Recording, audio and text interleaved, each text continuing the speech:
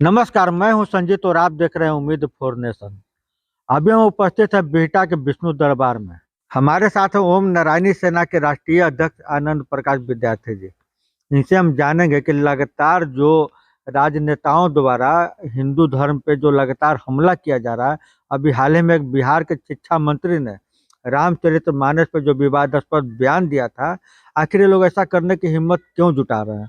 आखिर जो हमारा हिंदू समाज है, हिंदुत्व है, उस पर लगातार हमला क्यों हो रहा है? अच्छा, एक बात बताइए आनंद जी कि लगातार जो हमारे सनातन धर्म है उस पर लगातार हमला किया जा रहा है। अभी हाल ही में शिक्षा मंत्री का बयान आप सुने होंगे, जिन्होंने रामचरितमानस तक को नफरत फैलाने वाला किताब बता दिया था। इस पर आपका क्या कहना है?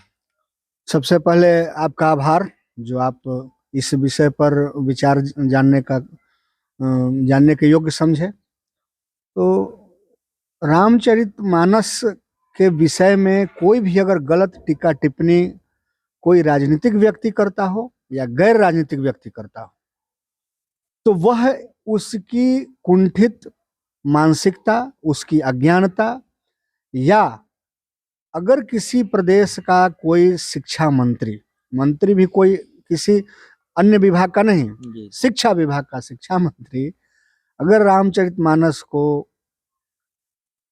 इस देश के आम जनमानस के योग्य नहीं मानता है, तो वह उसका एक मानसिक दिवालियापन का परिचायक है। और अगर वह मानसिक रूप से स्वस्थ है, अगर उनका बढ़िया से उपचार करके देखा जाए अच्छे तरीके से, और अगर वो मानसिक रूप से स्वस्थ हैं और फिर भी ऐसा बयान उन्होंने दिया, तो यह पूर्ण रूप से राजनीतिक बयान है। क्यों? क्योंकि बिहार राज्य के, इतना बड़ा राज्य है इस देश का, और जो सरकारें बनती हैं, और अभी जो वर्तमान बिहार सरकार है उसमें शिक्षा मंत्री कौन है अच्छे अच्छे पढ़े लिखे लोग भी नहीं बता सकते थे। तो इस तरह की बेतुकी बातें, गैर जिम्मेदाराना बातें, अधार्मिक बातें बोलकर एक सस्ती लोकप्रियता पाने का आधार मात्र है। आज चंद्रशेखर के बारे में जो चर्चा आप कर रहे हैं और जितने भी मीडिया के लोग कर रहे हैं, तो वो उस व्यक्ति के लिए एक सस्ती लोकप्रियता हुई और कुछ चैनलों के लिए टीआरपी बढ़ा। आज कम से कम चंद्रशेखर को बिहार से बाहर लोग जानने लगे, पूरे देश में इस बयान के कारण उनको लोग जानने लगे, उनके नाम की चर्चा होने लगी। इस रूप में वो सफल है। रहा सवाल सनातन पर लगातार हमला क्यों होता है, तो सनातन जो धर्म है वह अर्वाचीन है, और जब से सृष्टि का निर्माण हुआ है सनातन का आरंभ वहीं से है, और जब तक सृष्टि रहेगी सनातन रहेगा। राम, प्रभु श्री राम का चरित्र इतना पवित्र है कि उनके आचरण की महानता ही उनके चरण पूजने पर हम लोगों को बाध्य करती है। राम दलितों के, वंचितों के, अगर राजनीतिक दृष्टिकोण से आज देखें तो एकमेव देवता हैं। जब 14 वर्ष के वन के लिए वो गमन किए, तो संपूर्ण जो उनका जीवन जो बीता वनवास के क्रम में, वो सब वंचितों के साथ ही जीवन उन्होंने जिया। वो केवट के साथ का प्रसंग हो, माता सबरी का जूठा बेर खाने का प्रसंग हो, भीलनों के साथ जो हो, पशु पक्षी, रीछ, बानर, भालू के साथ, यानी कि प्रकृति के साथ भी जुड़ाव और समाज के वंचित लोगों के साथ भी जुड़ाव। तो ये जो आजकल के बिना पढ़े लिखे लोग जो मंत्री बन जाते हैं, जो शिक्षा में शून्य है वो शिक्षा मंत्री बनेगा, जो कुपोषण का शिकार है वो स्वास्थ्य मंत्री बनेगा, जो वित्तीय रूप से अज्ञानी है वो वित्त मंत्री बनेगा। तो वो जो लोकतंत्र की, जो भारत की यह जो एक कमजोर पक्ष है और राजनीति का जो यह एक विद्रूप चेहरा है, ऐसे लोगों के बयान को बहुत तवज्जो देने की आवश्यकता नहीं है। रामचरितमानस, राम की उपादेयता, राम का जीवन और राम की जो मर्यादा है, वह न केवल संपूर्ण भारतीय आम जनमानस के लिए, वरन संपूर्ण वैश्विक मानवीय मनोभावों को समझने में सहायक है। वो एक पिता का पुत्र के प्रति स्नेह, पुत्र का पिता के प्रति त्याग, राम का जब वन जाने का जो आदेश पिता से मिला, जो उनकी माँ और जो तीनों माँ हैं उनके बीच का जो हो, भारत को राजा बनाने के लिए जो षड्यंत्र के रूप में मंथरा के सुझाव से ये जो संपूर्ण चीजें हुई घटनाक्रम उसमें नहीं जाना, बस उसे घटना को कहना है कि राम इतने स्थिर मानसिकता के हैं कि एक तरफ राजगद्दी सौंपने की बात हो रही थी तो राम फिर भी स्थिर थे, कोई उनमें बेचैनी उच्छृंखलता नहीं थी। और स्वतः फिर राम को जब वनवास जाने का एक आदेश मिला पिता से तो वन जाने का दुख भी उन्हें नहीं था। ऐसे स्थिर चित्त ऐसे स्थिर चित्त राम के प्रति किसी का दोषारोपण करना यह बेवजह है और कोई इसे गंभीरता से लेने की आवश्यकता नहीं है। कोई गंभीर विषय नहीं है। हम सनातनी हैं जिसका कभी अंत नहीं होता, जो अर्वाचीन है, जो प्राचीन है, सदा रहेगा यह धरा तो रहेगी राम की चरित्र और रहेगा राम का मर्यादा।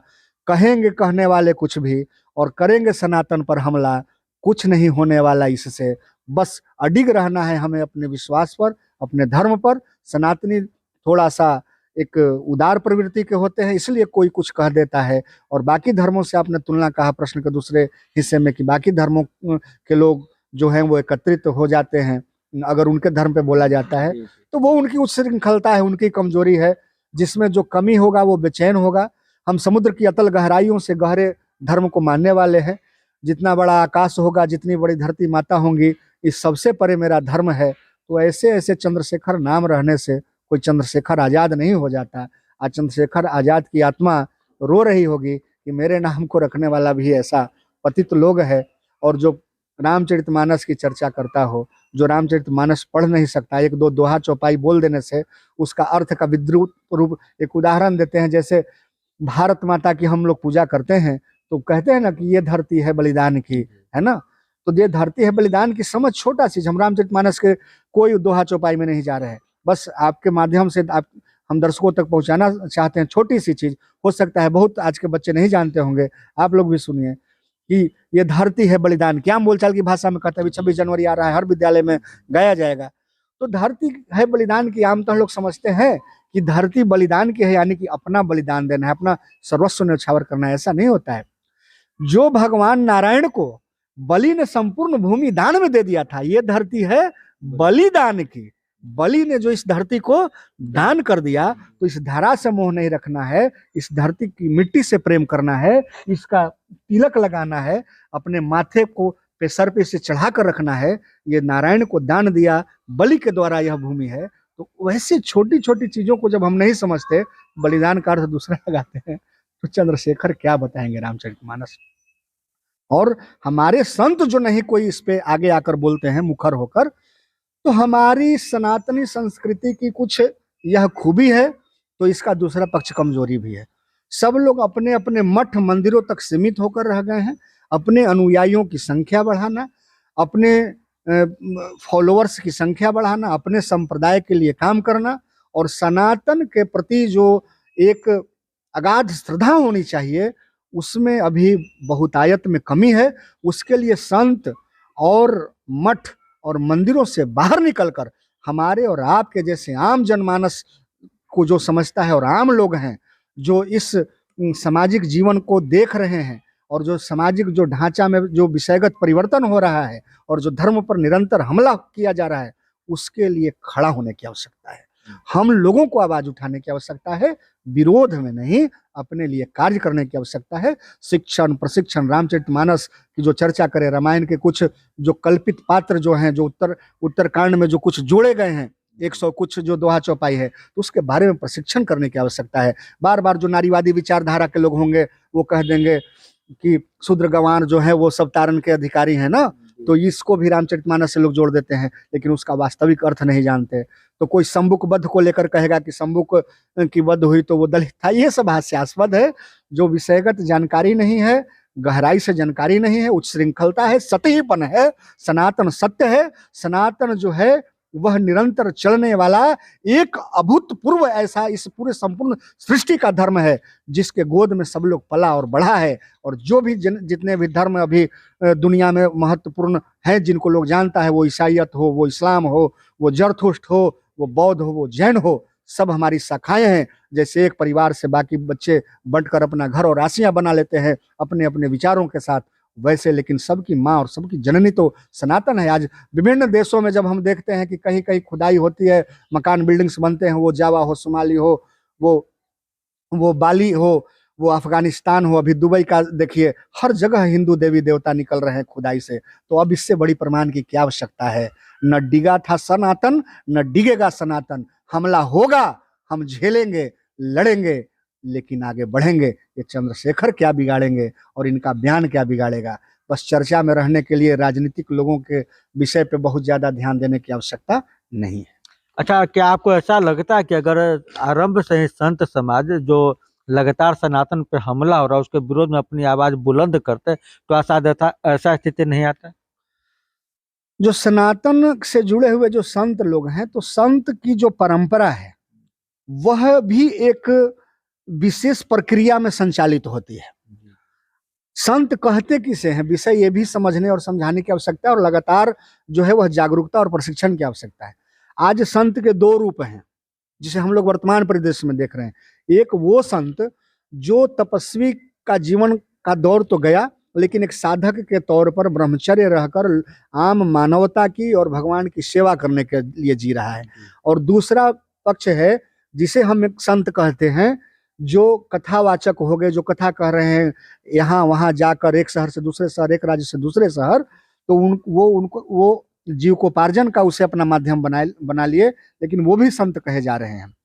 अब इन सब के बीच मैं आपको बताना चाहूंगा कि जैसे अभी 2 दिन पहले की घटनाक्रम आप देखे होंगे कि एक महामंडलेश्वर है जिनके यहाँ मदनी पहुंचा है ना। तो मदनी जब महामंडलेश्वर जी से मिला तो मदनी कुरान दे रहा है, हम भी सोशल मीडिया पे कल देख रहे हैं, और बहुत कायदे से बोल रहा है कि इसे हमने पूरे जीवन में मेहनत करके हम इस कुरान को लिखे हैं और आपको दे रहे हैं। और इसको पूरी दुनिया में जो है ना, वो इस्लाम चरमपंथी जो है एक विजेता की तरह प्रचारित प्रसारित कर रहे हैं और उस वीडियो को वायरल कर रहे हैं। तो ये दर्द देखिए, हम अपने धर्म के लिए तैयार नहीं। हमारे महामंडलेश्वर क्या दे रहे हैं मदनी को, गौर करिएगा उस वीडियो में, एक टोपी दे रहे हैं उनके स्वागत में, लेकिन वो आदमी पूरी तैयारी से आया है। वो महामंडलेश्वर उतने बड़ा धार्मिक मठ में कुरान देकर जा रहा है। तो ये इनकी कमजोरी है, वो कम है तो ज्यादा होना चाहते हैं, वो गजवाए हिंद लाना चाहते हैं। और हमारे जो संत जो हैं अधिकतर, वो अपना पद महामंडलेश्वर, शंकराचार्य, गद्दी, महंती, इसके फिराक में है, वो गजवाए हिंद के फिराक में है। बस यही फर्क है। जिस दिन भारत को हिंदू राष्ट्र बनाने के भाव से भारतीय संत अपने धर्म का प्रचार प्रसार, उसका संरक्षण और संवर्धन करना आरंभ कर देंगे, तो फिर इस धर्म पर कोई गलत टिक्का टिप्पणी करने से 1000 बार सोचेगा, उसके पहले 1000 बार सोचेगा।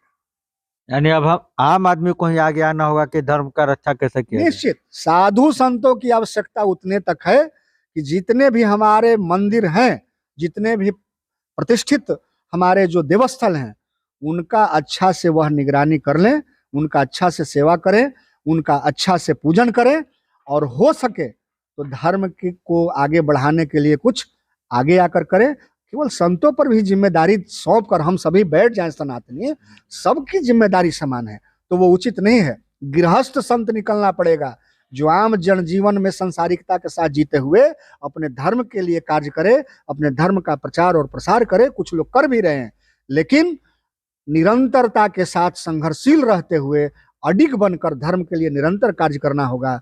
बीच में धर्म का रास्ता छोड़कर कोई और रास्ता अपनाने से बचना होगा।